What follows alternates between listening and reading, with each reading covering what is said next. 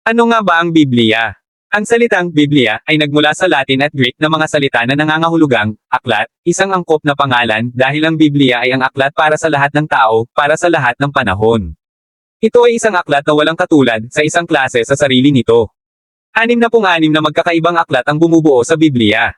Kabilang dito ang mga aklat ng batas, tulad ng Leviticus at Deuteronomio, mga aklat ng kasaysayan, tulad ng Ezra at mga gawa, mga aklat ng tula, tulad ng mga awit at Ecclesiastes, mga aklat ng propesya, tulad ng Isaias at Apokalipsis, mga talambuhay, tulad ng Mateo at Juan, at mga epistola, formal na mga liham, tulad ng Tito at Hebreo.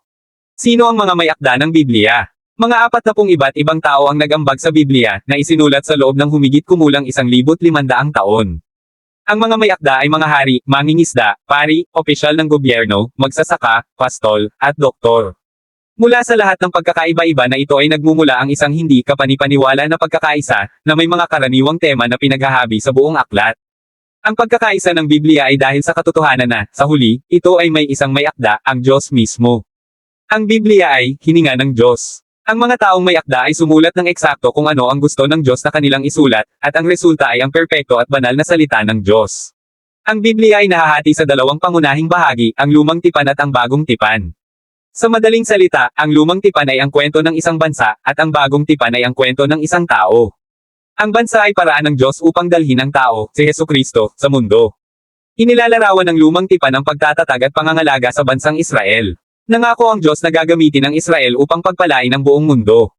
Nang maitatag na ang Israel bilang isang bansa, itinaas ng Diyos ang isang pamilya sa loob ng bansang iyon kung saan darating ang pagpapala, ang pamilya ni David. Pagkatapos, mula sa pamilya ni David ay ipinangako ang isang tao na magdadala ng ipinangakong pagpapala. Detalyado sa bagong tipan ang pagdating ng ipinangakong taong iyon. Ang pangalan niya ay Jesus, at kanyang tinupad ang mga propesya ng lumang tipan habang siya ay namuhay ng isang perpektong buhay, namatay upang maging tagapagligtas, at nabuhay na muli mula sa mga patay. Si Jesus ang pangunahing tauhan sa Biblia, ang buong aklat ay tungkol talaga sa kanya. Hinihula ng lumang tipan ang kanyang pagdating at itinatakda ang yugto para sa kanyang pagpasok sa mundo. Inilalarawan ng bagong tipan ang kanyang pagdating at ang kanyang gawain upang dalhin ang kaligtasan sa ating makasalanang mundo.